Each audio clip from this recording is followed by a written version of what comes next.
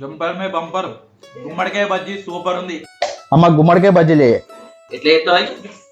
ఇవి చిన్న చిన్న ముక్కలు కోసి ఉడకబెట్టి బెల్లం గోధుమ పిండి తినే సోల పొడి వేసి బజ్జీలు చేసుకుంటే మస్తు టేస్ట్ ఉంటుంది. ఆకలి అవుతుంది. చలో దీన్ని మంచిగా కట్ చేద్దాం. ఇప్పుడు ఇది మా ఊరు నుంచి పట్టుకొచ్చినాం, దీపావళి అప్పుడు తెచ్చినాం. కాకపోతే అప్పటి నుంచి వెళ్ళి మనకి చేయనీకి రాదు కాబట్టి చెయ్యలే అప్పుడు. ఇదిగో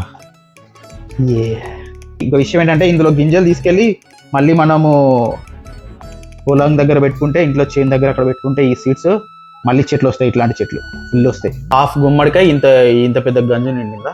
మనం ఫస్ట్ పెట్టిన గంజు సరిపోతలే అని చెప్పేసి పెద్ద బొచ్చలు వేస్తున్నాం. అవన్నీ ఈ బౌల్లో అయితే కరెక్ట్గా సరిపోయినాయి అన్నీ. పోయి నీళ్ళు పోసేసాయి. సరిపోతాయి నీళ్ళు మునగద్దా? అంతేనా? ఉడికినాయిగా మంచిగా. ఇప్పుడు ఆ స్కిన్ తీసి దాన్ని మెత్తగా విసికి ఈ బెల్లం కులికలని లేతావా? ఇదేంది మేక గొత్తికెళ్ళి ఎక్కువ అవ్వ బెల్లమేనా అది? బాయిల్డ్ పీసెస్ని ఇలా నుజ్జు చేసుకోవాలి. పలుగుతానే బెల్లం, అది ప్యూర్ గోధుమ పిండి. బెల్లం మీకు నచ్చినంత క్వాంటిటీ వేసుకోవచ్చు. నో ప్యాకెట్ పిండి. కొంచెం ఈ పౌడర్ వేసాం, ఇలాచీ పొడి వేసేద్దాం దీంట్లో. నూనె మంచిగా వేడైన తర్వాత అట్లా ఒక్కొక్కటిగా అట్లా తీసేసుకోవాలి, సేమ్ పునుగులు వేసుకున్నట్టు. చాలా ఈజీ అండ్ హెల్దీ కూడా. గుమ్మలాడే గుమ్మడికాయ బజ్జీలు రెడీ. ఇట్లనే